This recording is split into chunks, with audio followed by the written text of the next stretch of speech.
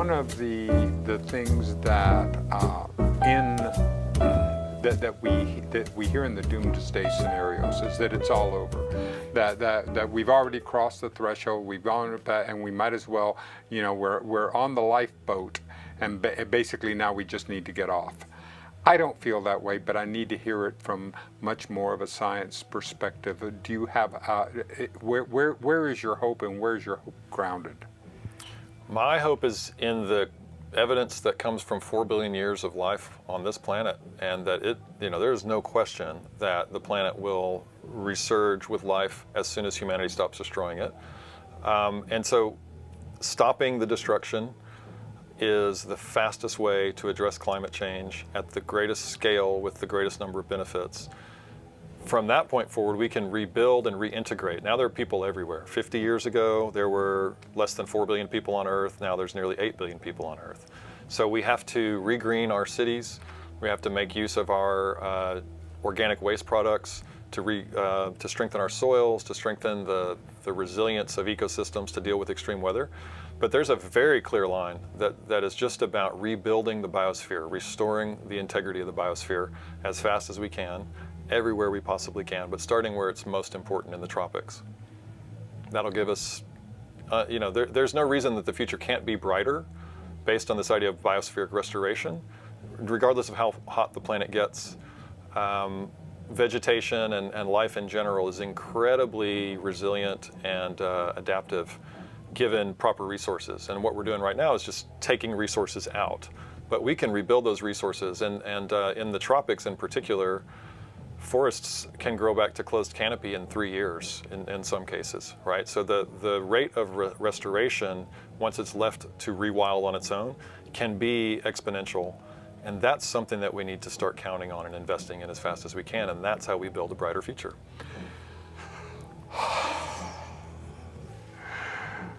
Chris, one of the things that I think is so apropos about us having this conversation right now is that you came out of music. You were one of 2 people in your graduating who went to UT who got a full ride in music. And then for 10 years, you worked in music, you did it music, and then suddenly the universe goes, well, maybe we have other plans. What happened?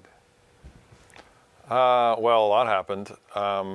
I got to do a lot of things I really wanted to do in terms of kind of success, metrics, I guess, benchmarks. Yeah.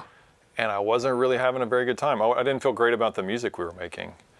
And I have more of that kind of compulsion of an artist than, I guess, a capitalist. Right. And so I was not very happy musically, and I just sort of got unwell, I got to a point where I couldn't really play music without it causing sort of psychosomatic pain. Yeah. And I had to stop for a while. And as a percussionist, as a drummer, as a really loud drummer. In the 90s, it was a lot of loudness going, like crashing cymbals and, Yeah. Nirvana was the dominant influence on music in that decade. So yeah, we played pretty loud. Yeah. But yeah, I had to make a switch. So it's time to went on a journey. So what happens on this journey? I went to New York City. I spent about a year in Austin and spent a lot of time just sort of internally trying to understand what would I do, because I had been a committed musician for, at that point, I was, 26, something like that, 27. This is your identity. For 15 years leading up to that, starting in 6th grade or something like that. That's all I wanted to do. So, and it had happened, step by step, it had all come together. And I just thought about it, and thought about moving to Santa Fe, thought about moving to, Mayberry and, or Kathmandu, somewhere far away. And then realized New York was really kind of the energy and the diversity that I was looking for, and the change, and went up there and piddled in various jobs for a little while, and got to the thing I mentioned to you the other day, where I discovered the green movement. Yes. I don't think I told you about how that happened, though. Speaking of synchronicities. Right, because this is what year is this? So we can ground this in. 2002. 2001 maybe. So what was the consciousness in climate science, ecology, as far as it was known in what would the newspapers would write about, or what we would know? Because I know that there was, I was aware enough to know that there was some chatter about this, even though it wasn't getting the kind of headlines that we're seeing today. Yeah, everything that's happening now was predicted to happen. I mean, I may be exaggerating slightly, but maybe by the end of the century, or 2050 if you were a doomsday negative case, worst case scenario person. So a lot of where we are today was definitely predicted and understood. Yeah. There's also, I should mention, and I didn't know this in 2001. Yeah. Because I read, at that time I was reading a lot of the sort of environmentalist literature from the organizations that do great work. Mm-hmm. And the narrative I sort of see there are two worlds. There are environmentalists and conservationists in this world of trying to make, the planet stay livable. Right. And the conservationists don't have a voice really at all. They're essentially not heard in the political discussion on the environment, or the social discussion, or the media discussion. That's starting to change, but I actually brought, it's over there, but I brought a study, or the preface to a book that was written in '97 that brings together the best of the conservation biologists to talk about nature's services, which is, in other words, our life support system services. The things that make life possible and keep life going are the wildernesses on the planet that function on their own, that precede us by hundreds of millions of years. Totally. And the point of that book from 1997 is to say, we have a few decades left. At the rate we're going, we're going to destroy all of the ecosystems that sustain us before anything else happens. And they're right about that. We're at that 12th hour now. But the narrative in the climate community was, and still largely is, and it's not totally wrong or bad, but it's inaccurate that global warming is going to cause climate change. Climate change is going to cause extinctions. Extinctions will cause the downfall of the biosphere, and then it will be impossible to buy anything at Amazon.com or breathe, All right. As long as you put it in that order, okay. Yeah, right. And that's about the order of it too. But the idea that as the planet warms, the chaos of not having regular seasons anymore will shut down food production, will shut down the ability of ecosystems to sustain themselves year round. Sure. So what's being talked about now, just in the last few weeks, because of the fires in the Amazon finally getting coverage, is this, they talk about self-destruction, ecosystem self-destructing, which is really not a great term, but what they mean is that we talked about your body's vital organs. Sure. There's a certain size and capacity that has to be present for that thing to continue to live. Sure. If you go past that red line, then it can't continue to produce the services to maintain itself and that so are required. Then it shuts down. And that's what's happening. It's not self-destructing. It's losing the resources it needs to sustain itself. Just like any other living thing, it has a certain amount of resources it needs. So anyway, the discussion in 2000, 2002 was if we can get a price on carbon, or if we can get emissions reduction rapidly, voluntarily, if we can get the world to wake up and stop burning gasoline and start burning corn or whatever, we'll be able to turn this around before it gets to be cataclysmic. And we have, 10 to 50 to 100 years to get there. And then if you read into the research, I was like, no, we don't. We don't have any time here. This looks really bad. It looks like we could lose coral reefs. I remember saying in 2007, it looks like we could lose the coral reefs by 2050, but if you really look at the literature, it looks a lot more like 2030. But I was afraid to say that out loud. Now that's common talk, that the Great Barrier Reef could be gone in 10 years, which of course would really devastate ocean life. Yes. The ability of the oceans to continue not only to produce our food, but to sort of function as a biospheric organ that keeps the planet in balance and keeps it productive and keeps the climate temperate and all the things we have to have. So if we think of the planet as an organism, that has lungs and has different ways of renewing itself and rebuilding, and you're getting involved at that level, right? I'm trying to talk about global ecology, global biosphere, and I'm still struggling to find the language on it, but biointegrity is the name of this project. Yes. Integrity means wholeness, Yes. the wholeness of life. That the planet, we've gone over the red line, as I said. We've already taken out, as in destroyed, more than 60% of the wildlife on Earth in the last 50 years. We've already destroyed or paved over at least 50% of the most productive ecosystems on the planet, the ones that give us the most life support services. And that's accelerating and continuing. We're not going backwards on that yet. We need to go the other way. So I lost your question in that, but... So give me some, whenever I think of a major project, when I think of something like the Panama Canal or anything that was huge, that was done, that was completed, it always started with little steps, little foundational. What steps are you taking now? What steps can begin to work on this? How can I put my mind around something so vast? So a couple of things come to mind. I talk a lot about tropical forests, and that's because I started this whole journey, this new journey, by asking the question, what's the number one solution to climate change? And what's the number one solution to the extinction crisis? When I started this work in research in 2014 and work in 2015, I was still coming out of that mindset of the environmentalist literature of the previous decade. Sure. And so I thought, okay, well, I know we have two crises. If we fight both of them, if there's one solution for each one, great. And I started reading up on emissions reductions from shutting down coal plants versus electric cars versus, you name it, recycling. Right. And I knew that area pretty well already. That's where I had been for 10 years. Sure. And I compared it to the emissions that were coming out of incinerating tropical forests. And that was because I had looked at global mappings for where biodiversity is located. And I didn't know, as a big environmentalist, I didn't know that half or more of all the biodiversity on our planet lives in about 5% of the total planet in the tropical forest system. Yes.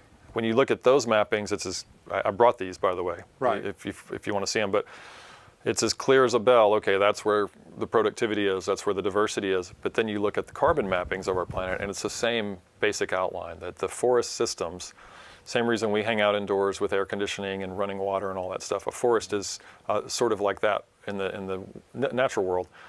So protecting tropical forests is the biggest simple step that you can engage in to make a global positive difference. And I didn't know that.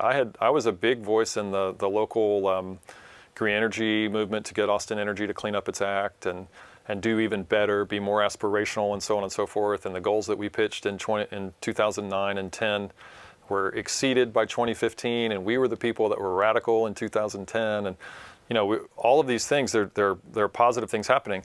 But when you look at, for instance, the amount of just greenhouse gas emissions, well, let me try to take one more step back. So tropical forests then have more values, if you were to list all the reasons why you should protect and restore them, than any other solution that we can engage in. More bang for your buck. Exactly. It's a super multifaceted solution. It's the biggest bang for the buck. So the carbon that lives in these trees, because trees are about half carbon, and these forests are, as Ben was talking about, a 1,200-year-old tree is not uncommon in an old growth tropical forest. The Amazon, some people believe goes back to before the dinosaurs went extinct. The tropical forests in Asia definitely go back that far, and the tropical forests in Africa have to go back that far. So those ecosystems are super carbon dense, and the amount of carbon that's been released just by the Amazon fires since June, in the last 2 to 4 months, I believe is equal to about 10 years of Austin's complete community-wide footprint. 1.5 million people with cars and trash cans and coal plants and chip manufacturing, all of the emissions coming out of this city. We've created more of a problem for the atmosphere just in a few months of burning the Amazon than Austin can create in 10 years. And so the scale of density of these benefits, or these bang for the buck, multifaceted things, exceeds 100x often what we're accustomed to when we're trying to change our light bulbs or switch over to a cool car or whatever it is. And then the price of helping, to sort of round that out, the price of helping can be under $1 per acre. Some projects are a lot more expensive, but because you're helping to protect undeveloped lands and undeveloped economies, you can assist the nonprofit groups that are doing this work in, the third world. And so these land values are pennies on the dollar. There's a project we were promoting a couple of years ago in the Congo that was 27 cents an acre. Right now we're doing one that's 76 cents an acre in the Amazon. It helps 220 indigenous communities get land rights to their ancestral lands. And it's 6.1 million acre project in Peru. It's phenomenally great. And I could go on and on and on about all the things, but that's one thing you can do. The other thing, the quick answer is I'm trying to figure out how to say this in a better way, but biospheric thinking, that you really start to engage in this recognition that you're surrounded by living things. Yes. And when you look at anything in front of you, whether it's your iPhone or your shoes, it's because of the living things on this planet that preceded us that made all this possible. And there was no life on land 600 million years ago. It's all in motion, and we are the result of a long story. We've accidentally, without knowing it, sort of lost touch with that story and have destroyed the majority of that system in the last few decades as population has grown. But anyway, biospheric thinking, that you can make a huge difference by trying to enrich the soil in your backyard with compost, trying to make sure that you don't waste things in the same way that you've done before. You think more about the plastic that's going into the ocean. You Yes. try to eliminate these things that are affecting other organisms, other living things, whether it's a microbe or a dolphin or a tree. Right. All of it is critical to our future. And so when we're thinking about the process of changing our perspective and change it, that's the thing that excites me about that. So are you looking at it because you did this from the entrepreneurial level, and now you're doing it through the nonprofit level and through the educational level? Tell me your Chris Searles' route. Well, I believe that we are, as I've said, it's the 12th hour. It's not the 11th hour now. Mm-hmm. We're on the other side of the bad news. We have to decide what we want the future to be like. Right. And culture change, I think, is the most important element. And the other thing, if we get a chance to talk more at length, I want to hear more thoughts from you about this. But we really have to, as grassroots-ish, relatively articulate people that can figure out relatively complicated things, just like a lot of other better resourced people out there. We have to call on the world's wealthiest people now to change. That's really the only way I think that we can expect for things to shift at the scale that's required, and it has to happen real fast. It's maybe not the most realistic thing to ask of the world today. I don't know if it is. I don't know if it is. I mean, it may be unrealistic, but I'm idealistic and I'm an optimist. And I really think if we really got down and I was able to talk with and were able to continue to go, what is enough? Right. Everything in my life. I mean, are you kidding me? I live like a freaking king. Yeah. I live in a palace. It's 3 bedrooms. It's air conditioned. I'm so wealthy, I piss into potable water.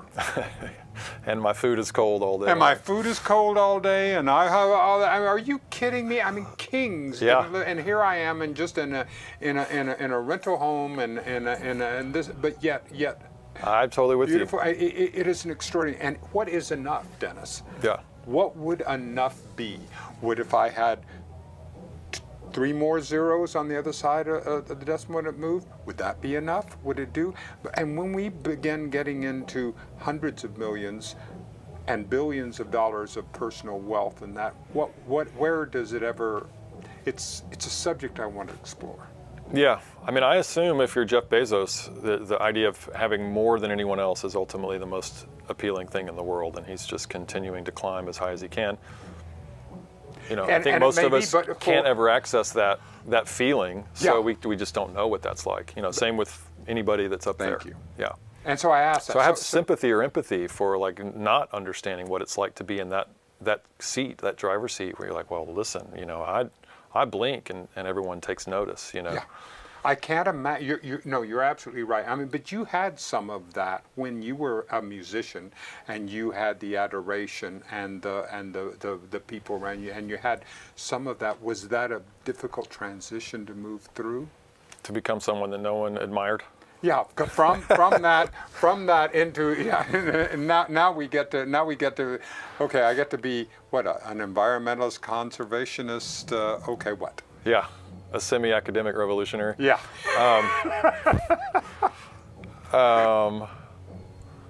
I don't know.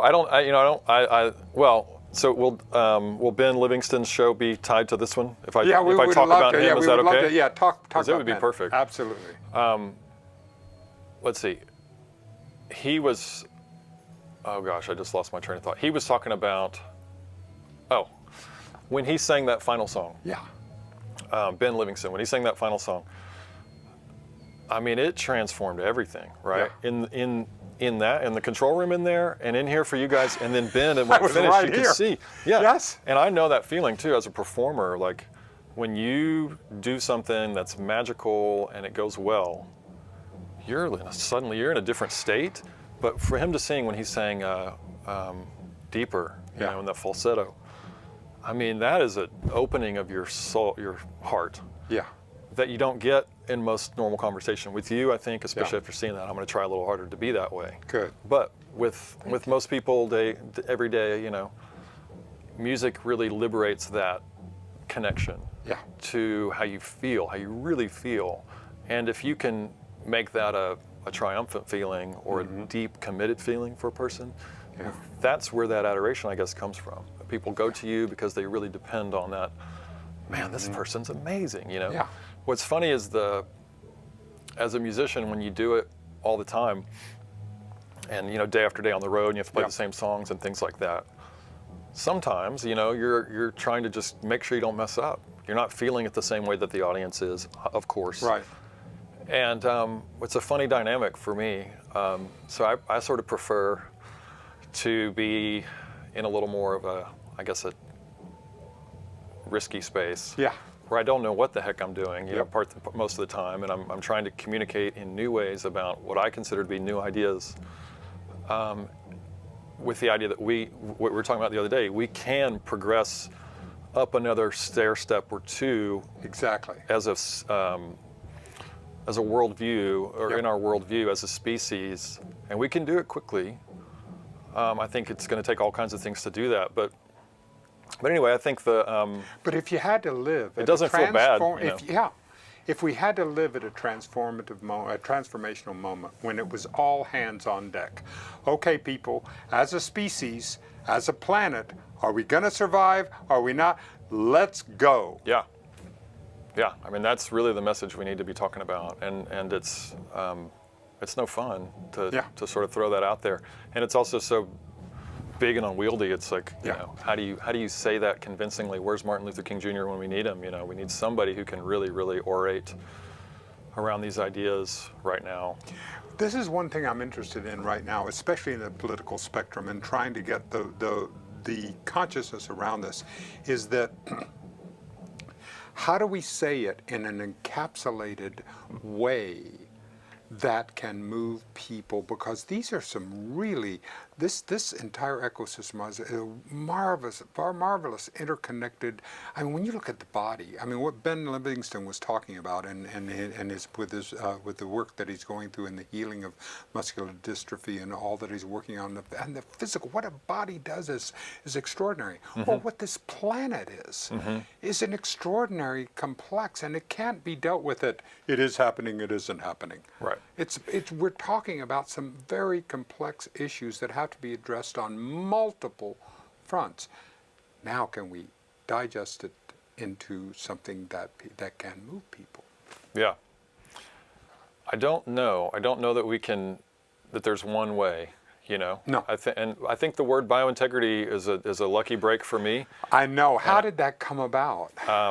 It came about just through trying to find a good domain name for the project. Nice. Because the turning point in that project was I had done a bunch of research, I had 10 years of background in consumer products and advocacy and events and education on green lifestyle, basically, and making consumerism better for the planet. The goal was to make it actually beneficial. Right. And so we had to stop doing certain things like burning coal and start doing things like composting, and, trying to get all these things to be cool and energizing and easy to facilitate and all that was what I was doing. I didn't know much about ecosystems. And when I did this research to see, so where's the biggest carbon bang for the buck on the planet? Yep. It's just so clear. It's so easy to see on a map, which is one of the ways I think we accomplish what you're talking about, is the visuals, the global visuals are stark. The contrast is stark in terms of how things are so super concentrated in the tropics. Yeah. Like about 75% of global biological productivity is in the tropics. I didn't know that. Most people don't know that, but you can see it on NASA's mapping. You can see it in the stills. You can see it in the the animations of a year or 20 years of satellite data.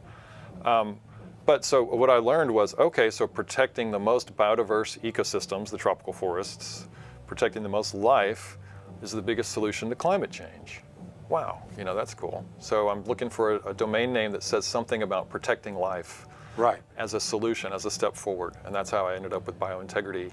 Wonderful. So what are you doing with it, and where are you going? What kinds of things are on your agenda as far as you can see? Now, again, of course, it's going to continue to evolve in this, but just to give me some perspective. I have a bunch of different projects I'm sort of managing in a little bit here and a little bit there. So in the spring, I did a thing called Strings in the Park. That's a concert series. The idea there is just to, this is such a meaty type of conversation. Yeah. And before the Amazon fires, you couldn't really talk about sort of biological issues in climate conversation wasn't even as easy to have as it is 3 months later. Right.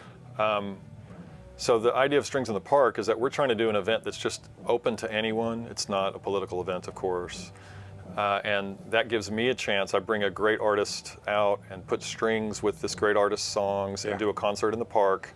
And people come out to enjoy their time in the park. So first they engage in nature, just enjoying themselves outdoors, which is rare.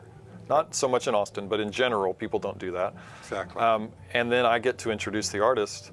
So in my 2-minute intro, I take about 30 seconds and say, we're doing globally strategic environmentalism. And with that, we've already been able to offset, by protecting the most important ecosystems on the planet, we've been able to offset Austin's community-wide carbon footprint for more than 5 years. And we've done this with less than $500,000 in fundraising by directing it strategically to the most globally important places. Then I've also got a project called allcreation.org, because these are part of the biointegrity umbrella. Yeah. All Creation is a tribute and also a real heartfelt effort. My father was a minister in Austin for 25 years and a teacher for 20 years after that, and a minister for 10 or 20 years before that. Career, good guy, took care of a lot of people and did it because of his Christian values, but he was also as Buddhist as he was Christian. It's just he hailed from a generation where Buddhism wasn't really, they didn't really know what that was. That was just weird. It was from another part of the world. But he was this very open, very meditative, very complete person. And when I first learned about, the green stuff we talked about when I was up in New York, sort of on the journey to figure out where I was going to go after music, I discovered all these great ideas about how to fix the underlying major problems for human beings, the degradation of our life support system. And I thought, great, well, I'll go back to the Sunday school classes that, I was in when I was a kid and talk to all these people in the church that raised me. Sure. And they'll love this because this is what they taught me to do, take care of the creation, basically. And I went back and did that, and it didn't have much of an effect like I thought it would.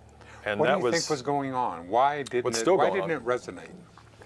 One reason is religious, Christian folks in general are oriented towards saving souls, not saving the planet, Right. And then also the politicization of anything environmental, and the fact that a lot of the Christian world tends to be on a more conservative side of politics.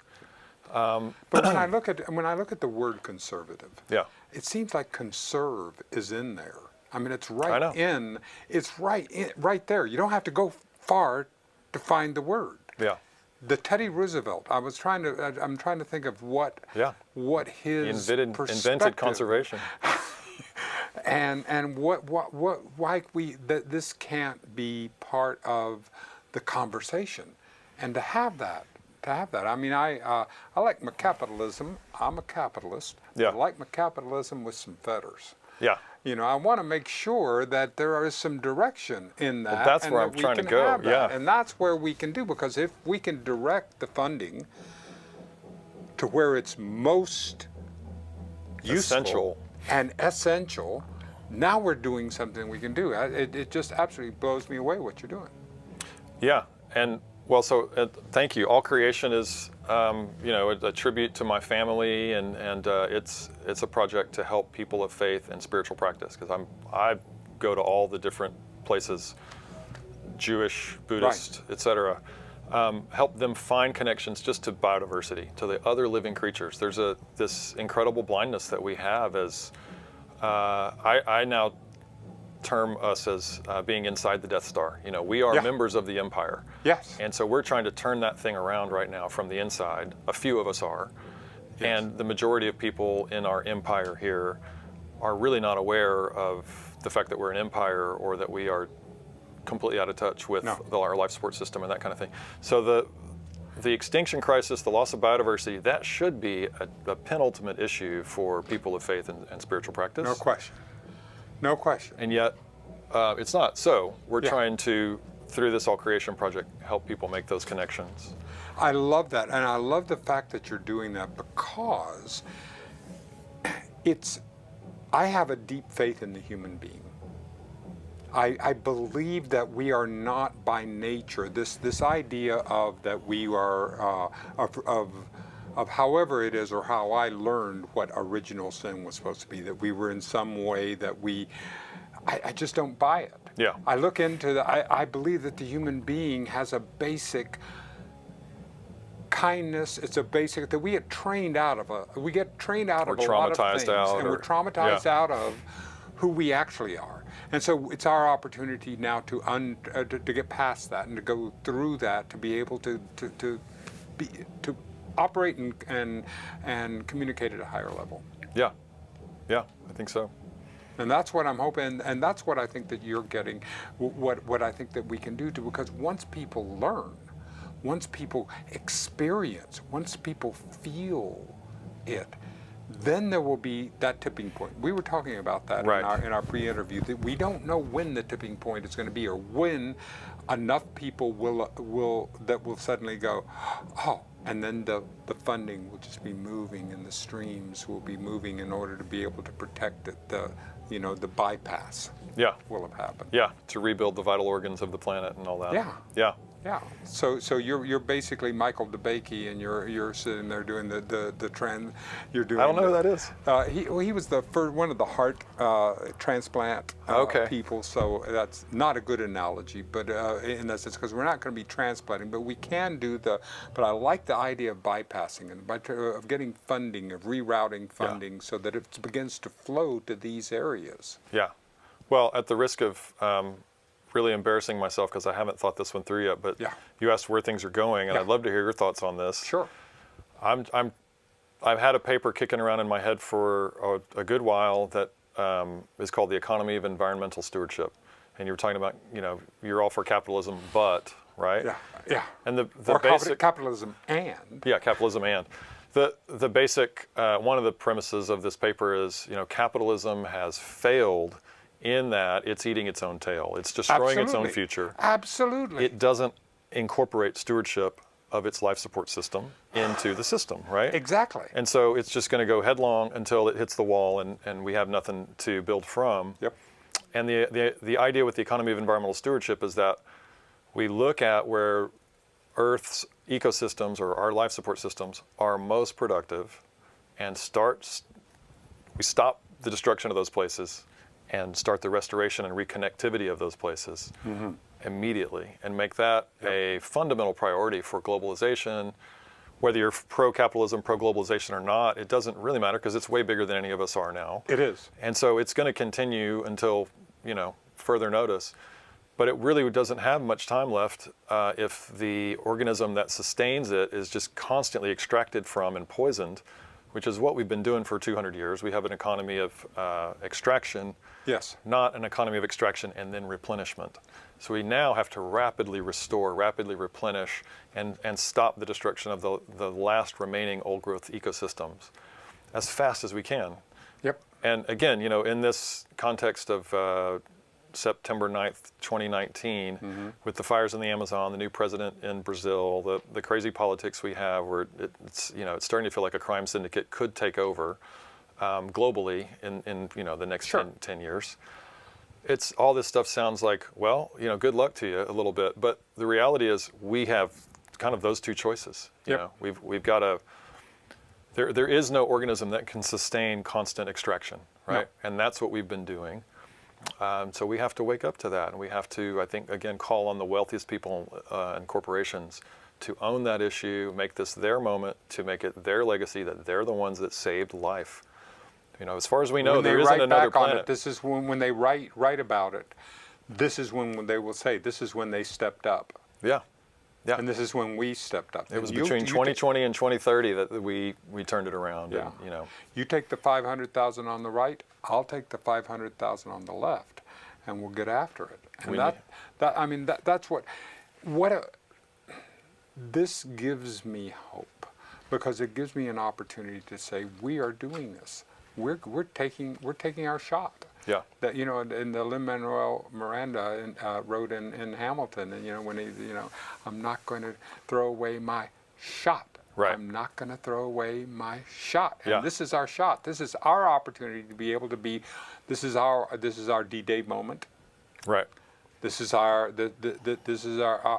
moment that we're going to get a chance to be able to do something, and do something for the species, for when it happened, and that's the opportunity. Did you see that piece on the Apple News feed this morning? I No. think it was Vice or Gizmodo, that said something like, ban all old rich white men from talking about climate change. Yes. Do you see that? No, but I love it. Well, so it was a response to, I think the guy's name is Jonathan Franzen, who wrote a piece on Sunday that said, basically, we might as well give up. We've had 30 years to stop climate change. We're not going to do it. And so this younger person, I assume millennial, by the way he wrote about it, wrote in and said, basically, you need to sit down and shut up, man. I have courage. You can go live off of your wealth, Right. and eat kale from the farmer's market and think that you're doing something and wait for the storm. Mm-hmm. My generation, we are going to roll up our sleeves no matter what. We're courageous. We're moving forward on this. And that, to me, was what you're saying, just like gave me this energy and, chills. And that's, an interesting thing about generationally what's happening is the younger folks seem to have way more fortitude than the last few generations. Yes. And God help us, if they don't.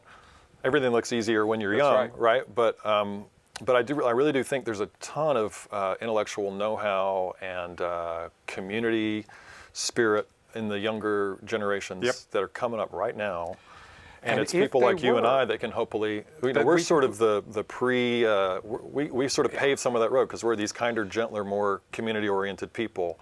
Well, and I here think they that's come ready so. to pitch in, I think that's so. But if we were evolving as a species, and we were going through the process, just like the bonobos and the chimps went through to the hominids, when that happened, whatever imperative that was, it had to be something. There had to be in the chimp and bonobo communities. They had to know something was going on.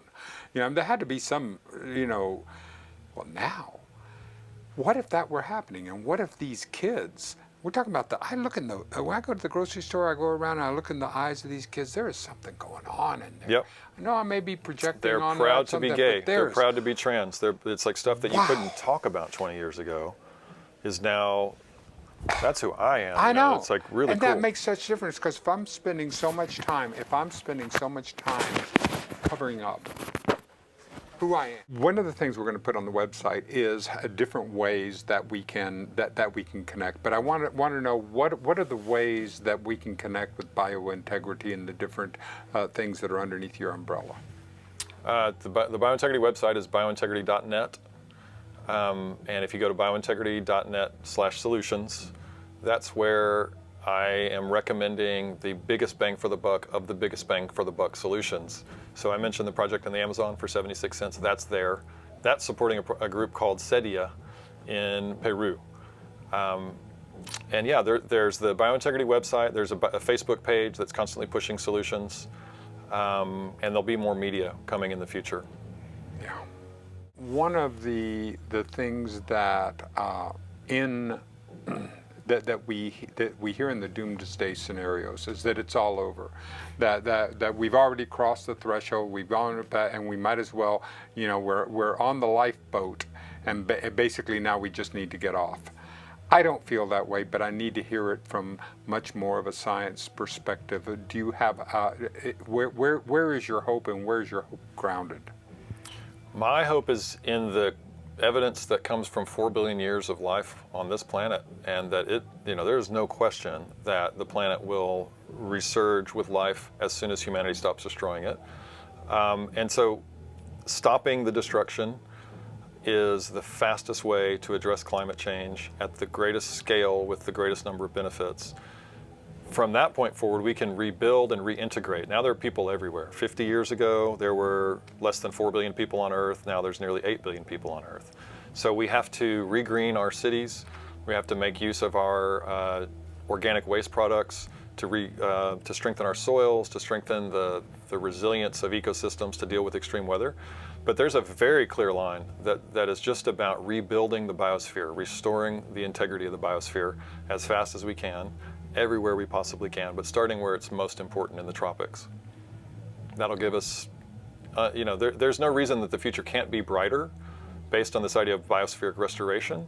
Regardless of how hot the planet gets, vegetation and life in general is incredibly resilient and adaptive given proper resources. And what we're doing right now is just taking resources out. But we can rebuild those resources, and in the tropics in particular, forests can grow back to closed canopy in 3 years in some cases, right? So the rate of restoration, once it's left to rewild on its own, can be exponential. And that's something that we need to start counting on and investing in as fast as we can, and that's how we build a brighter future.